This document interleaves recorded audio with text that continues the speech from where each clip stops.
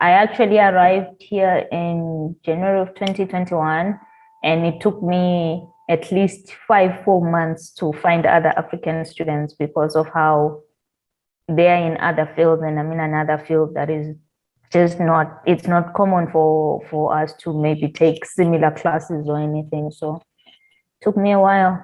Okay, yeah. So you are arriving from Africa. Which part of Africa were you coming from? I came from the beautiful kingdom of Eswatini. Oh, Eswatini. Yes, formerly known as Swaziland. Yes, So yes. I'm a When kingdom I was child. in college, in first year, my roommate was from Eswatini, and Really? yeah, I was in Botswana. That's where I did my undergrad, and that's where I Ah, met the guy. We actually had many students from Eswatini at University of Botswana. I think they had a partnership with yeah. the Oh, university.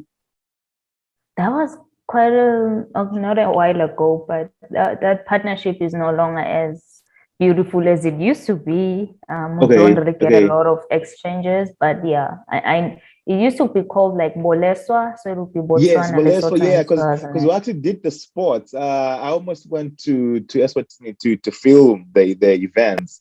Yes, Baleswa, Yeah, that's right. yeah, Oh man, I you're just know. taking me back to my undergrad years. Yeah, Okay, so yeah. which level are you in? Are you in undergrad, PhD, masters? I'm a master's student. Almost finished because I'm like 3 semesters in out of four. So I'm just left with one semester on my master's. Okay, okay, Yeah. and that's a master's animal science. And what did you do for your undergrad? So right now I'm doing my master's in animal sciences, but with like research interest in animal nutrition. And for my undergrad, I just did like animal science in general. So I did a little bit of like research in undergrad again with nutrition. That's how I actually picked my interest in nutrition. And then now for my master's, my focus is ruminant nutrition. So I work with cows in the US. They only work with cows. They don't touch sheep. So animal nutrition, ruminant Okay, nutrition specifically okay. for animals. You Yeah. you mentioned the sheep. Are sheep common in Eswatini? Mm, not really. Goats are common. Okay, Sheep, yeah, no, they're not that common because sheep have wool and it's quite hot in that region. So the sheep that we have are not like the meat sheep that you will see on in the UK or in parts of Australia. Um, we have like indigenous sheep. They have this very big tail, and that tail is just nothing but fat. So the animal deposits its fat in the tail to avoid like because the wool itself is hot, and if it has fat all over the body, then the animal will have like cardiac problems. So it deposits its fat at the tail, and so now we don't really have a lot of sheep. okay, We have okay. goats, a lot of Oh, goats. goats. Okay, okay. So take me through from high school to undergrad and making that decision to do animal science. What inspired that journey? Um, okay, when you're a child, we always say, I want to be a doctor, I want to be a doctor, I want to be a doctor. And I think when I went through high school, I had this amazing teacher. She taught me agriculture so high school is like 5 years. So we usually say like secondary school and high school to divide the 5 years between the first three and the last 2 years. And I think in secondary school, she taught me agriculture for 1 year, and her teaching style, like she made agriculture to make sense. And I grew up in like the rural part of the country. We farm a lot, so like agriculture to me was nothing new. Maybe that I found maybe to be super interesting because it was the first time seeing it. But the way she taught it, the way she made it interesting for someone who already grew up doing the thing, she kind of made me drawn to something I already knew, but it kind of felt new. Her teaching style was amazing. The woman, I am still searching for her. I definitely need to thank her for propelling me towards what I studied. And luckily enough, in high school again, she, like in my last 2 years of high school, she actually also, when I decided to major now in agriculture, because in the first 3 years you don't necessarily choose to study agriculture, but then towards the end you can choose the fields that you feel are of more interest to you. And I eventually chose agriculture and other sciences. And oh man, she made me want to go to college and just see what is like agriculture. So initially I thought I wanted to be a vet. So technically I wanted to be a doctor, and then I just noticed in agriculture how much I love animals. Not the farming part, because it's difficult. That part is hard. So I felt like I felt like I loved animals. So I wanted to be a vet. I want to work with animals. And I interestingly tried to apply to the University of Zimbabwe, but I had missed the deadline and the penalties, which was too much, and I couldn't like pay. So I decided just to choose animal science, because in my country we don't have the veterinary medicine degree, but we have animal sciences in the university, like the main university, the University of Swaziland. So I chose animal science like as a second option to initially what I thought I wanted to do vet med. And when I started doing animal sciences, somewhere in my mind I was thinking I will probably continue in animal health, or I will major in animal health as time goes on.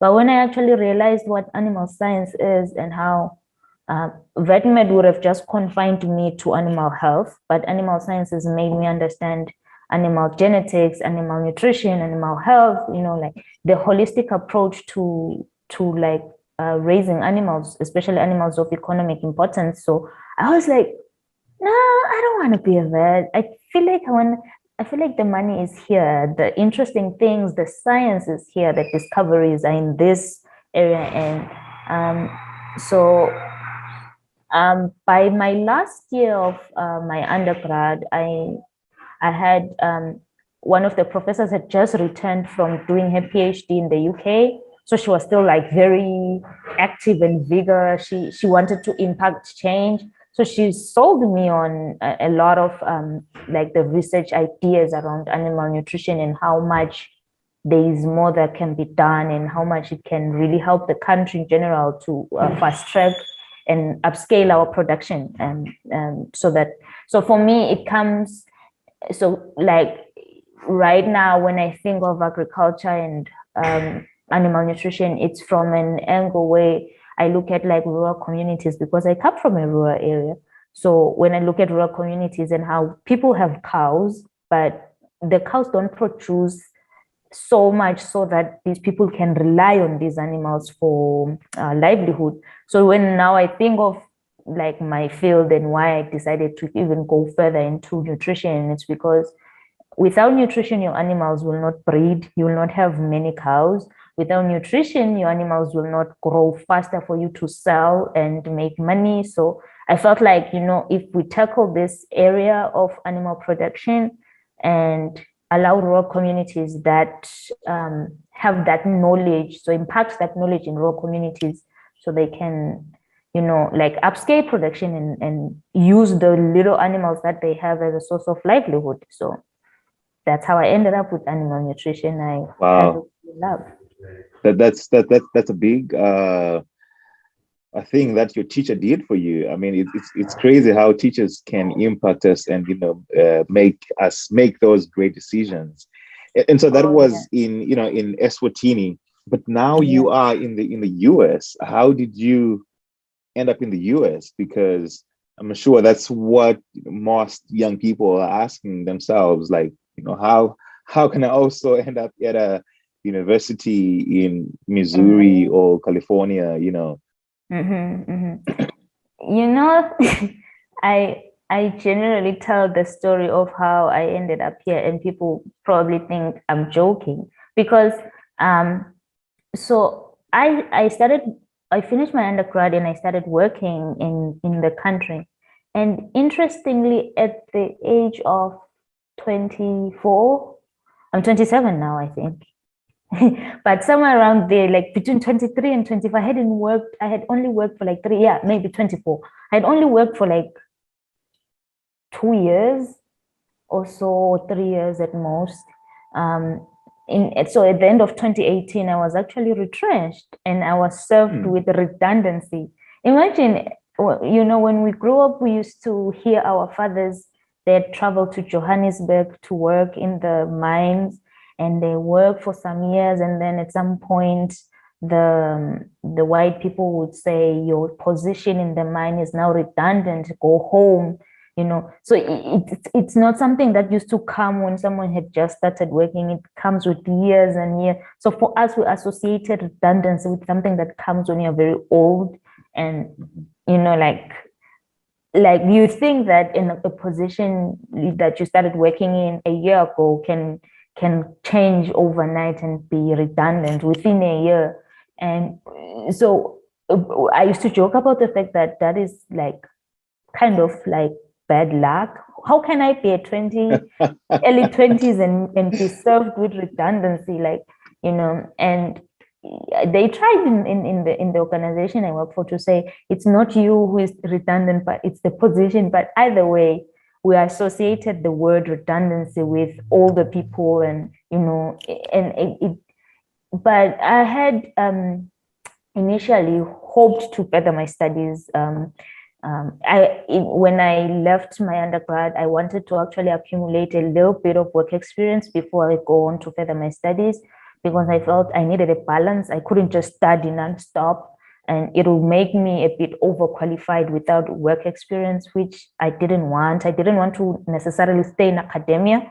So I wanted to go out of academia and come back and go out of academia. So I would say like in February of 2019, so that would have been like a month at home without work, or 2 months. I was just traveling to town, like I didn't have much to do, and I sat in this public transportation.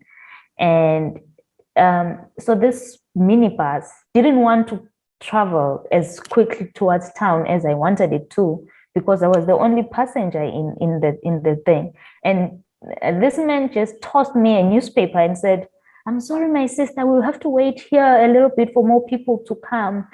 Well, while we wait, can you read this newspaper?" And I was like, oh man. And for some weird reason, I used to buy newspapers daily for like job opportunities. And there's in Eswatini, on Tuesdays, there's something called jobs and scholarships on Tuesdays. So even if you don't invest in newspapers for the whole week, but at least buy the one for Tuesday, you will find employment opportunities and stuff. So I don't think it was a Tuesday. It was not a Tuesday newspaper. It's a newspaper I did not buy. And this man tossed me this newspaper, and I just started paging through it, and I saw this ad, and it said like, "Do you wanna study your master's degree in the US? If so, RSVP to this email, and for an information session about the Fulbright program, which is funded by the United States Department of something. I don't even remember. All I did is I took a picture of that ad, and I just continued. It was randomly there, not next to any other thing. I don't know. I don't remember, but I just took a picture of it, and I paged through the newspaper, and I read the stories, and eventually went about my day. Actually, and I think after a couple of days, I looked through my pictures. I don't know what I was looking for, and I came across this picture that I took, and I was like, huh, this is an interesting thing. And now I read it in more detail. Like, so we found mostly STEM, and I remember like animal sciences is a science. And I didn't know anyone who had gone anywhere, like who had gone to further this. There's so many people, but I just didn't know because, first of all, I was from the rural areas. I didn't go to any elite schools. So I was like, probably not from the class of citizens that you would expect to like be familiar with like opportunities like this. So I literally came across this opportunity by chance on a newspaper, and for the most part, so I would say I RSVP'd to go for an information session. And a funny thing I did that probably most people don't like put emphasis on. While I was working for my previous employer, I had an opportunity to go to the US Embassy, and it slipped. So the embassy that we had was still new. Okay, we've had an embassy for a while, but the building that they were in was so new, and it was like top security and all the likes. And I really wanted to go to the embassy physically. And for the information sessions on the scholarship, they actually presented the scholarship information at the embassy. So I was like, oh, this is so exciting. Let me go there physically. And it actually unlocked something in me to be there physically. I was still in Swaziland, but I was on US soil in Swaziland. Yeah. So it unlocked something in me. It made me believe that, like I was there there was more than 40 people in the room. And once you actually listen to the information session, it's very important for young people to go to information sessions about scholarships. Don't think you will ask people, don't think you will just Google it. There's specific requirements for that year. You will find them at the information sessions. So I went to the information session. They unpacked what is expected from us, what the application process involves, what if you are someone who's going to stand a chance, what do you need to do from your essays to your recommenders. How do you select people that will recommend you for the scholarship? Don't just say, oh, I'm going to write, like, I'm going to put the CEO as of this big company as my recommender. No one really cares the fact that this person is a CEO, but all they care about is the fact that does this person know you and your strengths and your capabilities for them to write it down in writing and sell you to anyone who has never met you, to say, oh, Setsabile is A, B, C, and D. Setsabile is hardworking. So a CEO has thousands of employees. They wouldn't know you. So it doesn't matter if someone is a CEO, but one of the key things that they highlighted was that put in someone or put in people that will help like paint a picture and paint you for who you are and your capabilities. And then with the essays again, they just highlighted a few bits of information. When you write academic essays, some of us are very good writers, some of us are not. Some of us went to schools where you learn very good English. Some of us found English along the way. So it's just the most important thing on that was tell a story. Don't have your thoughts jumbled. At least have a structure of what you want to say and tell a story that will make someone that has not met you eager to meet you. And I think that is one thing for me personally that I would tell a young person to say, don't take those essays as a joke or take them lightly. They're actually one of the things that make you stand out. And that is one of the things that makes anyone eager to see you. Your CV, sure, but your essays, they showcase your vision for the country, your vision for yourself, for your life. And so it then gives someone an initiative to say, why should I fund this person? Clearly, this person has these dreams. So if that is not very clearly stated in your essays, then it's like, this is just another person who's like, I want to study in the US. So scholarships don't work like that. Scholarships, or at least the Fulbright program, when they think of funding you, they don't think of just bettering you, but it's about bettering your community. Them funding you is them contributing towards attaining their mission or the mission of that embassy, of the US embassy in the country. So if you cannot articulate how funding you is going to feed into the mission of the US Embassy in the country, then why should they fund you? So you have to be able to articulate that in your essays, because the interviews are, interestingly, they will call you for an interview after the essay. I will tell you the truth. The interview is probably 5 minutes. I don't remember mine. All I know is that there were 3 people. Each person asked me one question. By the, like, before I could even be comfortable enough to talk, they said thank you. And I was like, I felt so certain that I will not be called to the next steps because of how short that interview was. But then with time, I was made to understand that actually it was my essays that spoke for me. They just, for the interviews, just to put a face to the words. Otherwise, that's not necessary. You can't sell anything in 5 minutes, but in 500 words, 750 words, you can sell whatever you have in your mind. Wow. That's an amazing story. I guess young people should get in combis in Eswatini and talk to the drivers. It could work. Yeah, but work. I think what makes your story interesting is like what you said. You don't come from a fancy school or place. You were just a regular citizen, and I think most people tend to think that there's a certain class of rich people who get those scholarships, and the rest of us in the community are not able to get those. So honestly, your story is amazing. It's definitely something I try to, like, on any of my social media platforms, to like put across to anyone. If anyone who knows me, or like, oh man, my high school was just an average school. It didn't show anyway.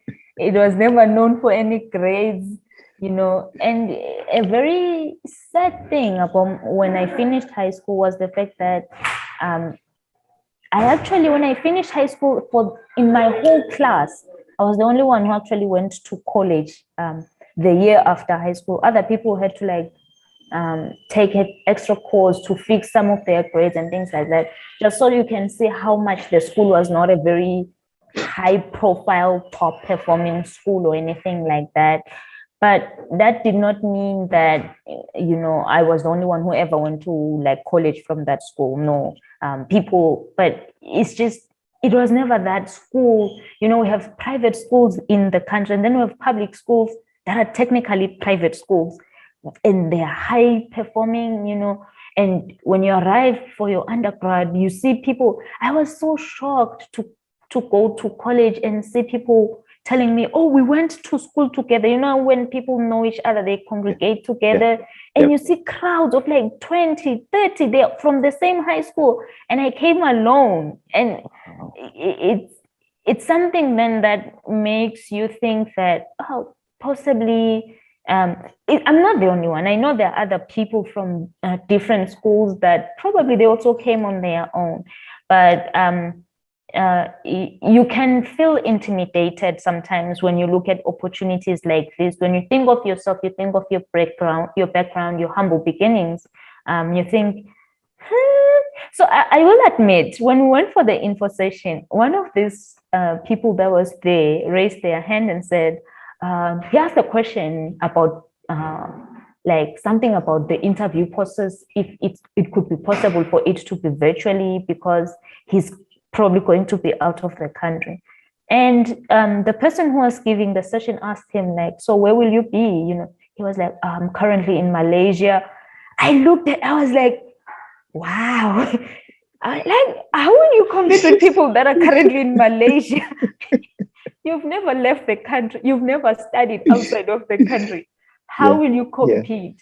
And in that room, so they in that room, we were around 40. I know they were planning to have at least a capacity of 40, and the sessions were 3. So I attended 1. So the first 2 are guaranteed 40, and then the last one is in a public library, so more than 100 people show up. And at the end of the day, Fulbright sponsors 3 people in the country. And when you think of yourself as someone who's from Yeah, no. When people start saying, I'll be in Malaysia, some people are saying, I'm currently studying in University of South Africa. Like even by ranking, University of South Africa in comparison to the University of Swaziland, you think of yourself as someone like who is just in the wrong place. You feel intimidated. You feel like you don't belong.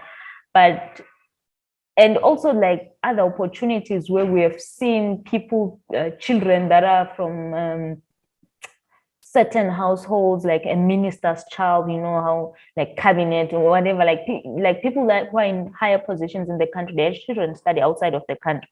But me, I'm an orphan whose mom has never worked. I grew up with extended family. My dad died when I was in second grade.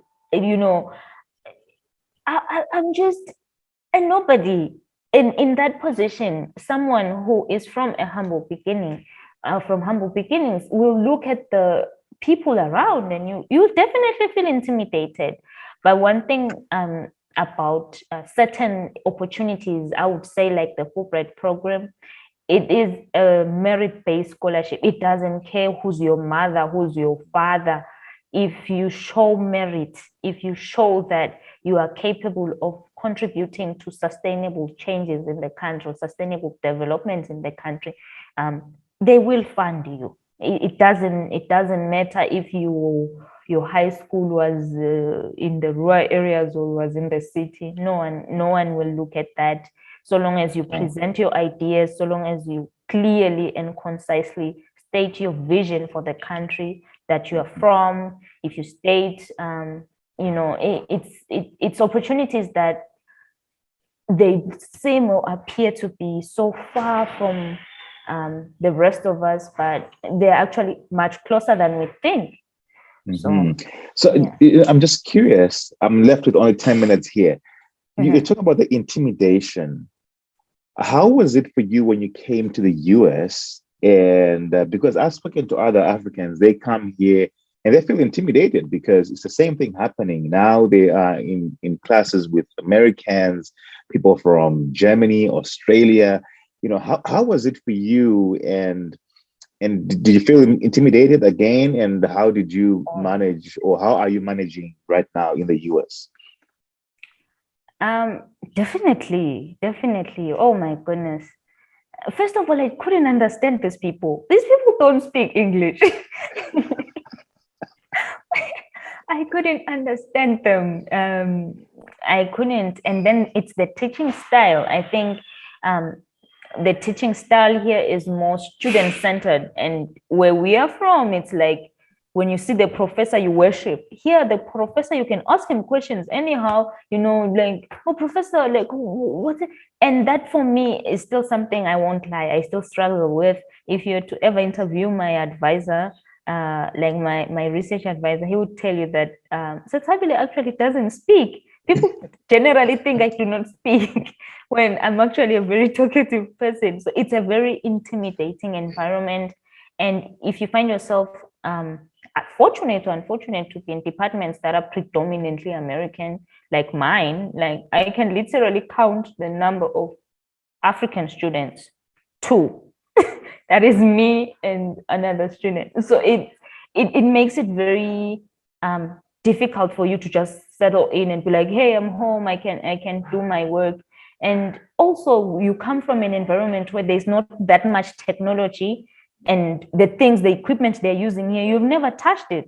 And here you are from a developing country, they tell you, oh, this will analyze that. And you're like, what?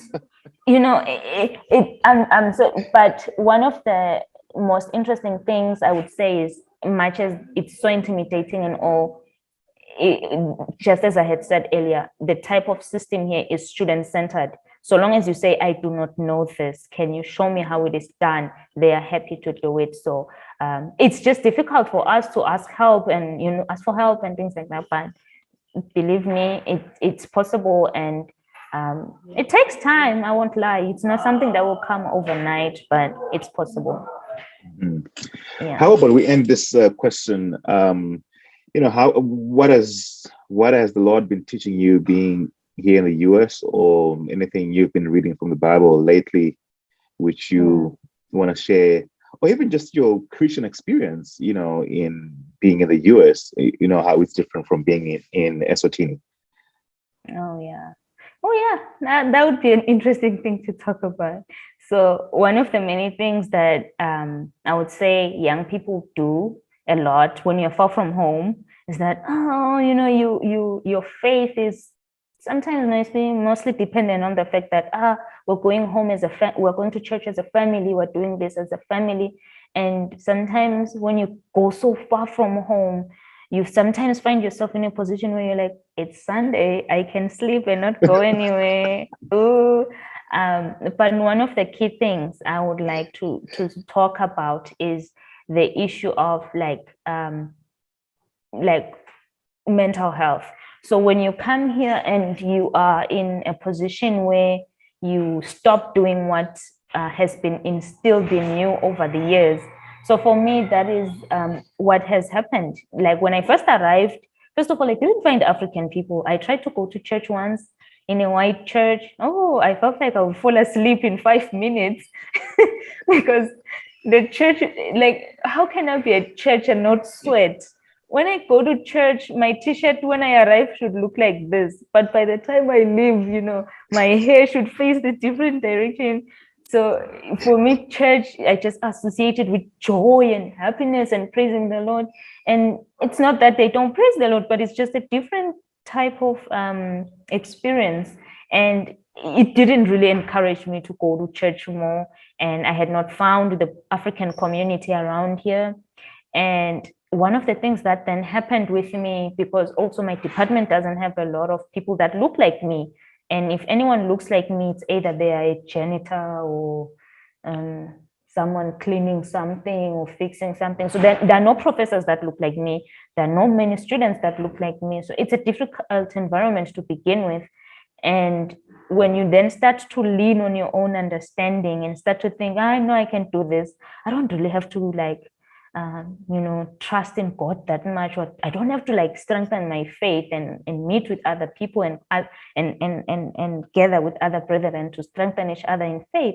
It was then interesting that around this time, like May to June last year, I actually felt like going home. Like after the end of my first semester, I actually felt like leaving. But then I was too old to be doing drastic decisions like that.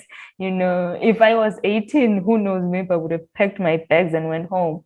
But I had to rethink so many things. And I was so grateful to come across Christian fellowship and fellowship with other African students, because it actually pulled me from a pit of, I started having anxiety, depression. Like my mental health was just unstable. And one of the things that I noticed was starting to go to church more, starting to meet with other people, starting to read the Bible more, starting to invest in my faith. It actually helped me to it fixed some of the things that I was now I started having illnesses that were not supposed to be there to begin with. So it's something that I could say for other young people who will travel and be far from home. One of the things that Proverbs says is teach a child in a way that they will not depart from it. Believe me, even as a parent, as you send off your child to this foreign land, yes, they will do crazy things and stop going to church for a couple of weeks and months, but they will not depart from it. If you instilled it, they will not depart from it. So eventually you come back to who the Lord made you to be. And yeah, so for me personally, I feel like this is where I have grown, to just trust in God and trust God's plan, and just stop leaning on your own understanding. First of all, your own understanding is not that much. And to think that you can handle so many things, but when you see God and you see what He's capable of doing in your life, when you are retrenched overnight, and next thing you know, now you are a recipient for a US funded scholarship, you are the first person in your own family to go to the US. that's the God you serve. There's no need for you to start thinking that you can make it without him. So, it just definitely helped it humbled me and reminded me of who God is. So definitely, it has been a very growing, and I've grown so much. I'm so happy that I've time. Yeah. Thank you so much for sharing. That's quite a lot of stuff. I feel like one of these days we have to do part 2 because you started to talk about mental health, and I know that's a whole big subject. But yeah, thank you so much for sharing all that. I appreciate your time and just talking today. Yeah. Thank you. Do you have any final words? We're left with just 50 seconds here. Do you have any final words? I would just, like, for your viewers or your other young people, I would just say, you have nothing to lose by going for an opportunity that you think is too big or is too much for you. If you are not going to get it, it was not made for you. That is not God's plan for your life. But do not sit back and hold back to think that it's not for me, it's for certain groups of people, it's for you. You can do it. God has instilled something in you, and you are capable of way more than you actually give yourself credit for, and God is on your side. Awesome. Thank you so much.